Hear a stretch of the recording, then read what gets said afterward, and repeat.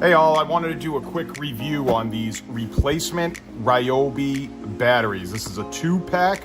They're 18 volt and 6 amp hours each. All right, see how it is. It's gonna be real simple. Look at that, put it on the drill. Very nice.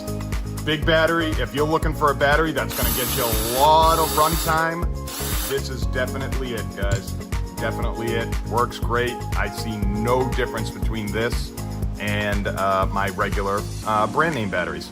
If you guys want to see here, there's a little information on it. There you go. All right, guys. Hope you can make an informed decision off this. I really do like them. This is what you get. This is your box that it comes in. You get 2 batteries. All right. Has a basic user manual here. Batteries are pretty straightforward. I'm sure if you guys use any power tools. All right, we got our Ryobi drill here that I've used for years to test it on. And being that these are 6 amp hours, you're gonna get a lot of time out of them. And I can already tell, because I use 2 and I have 4. I have not had 6.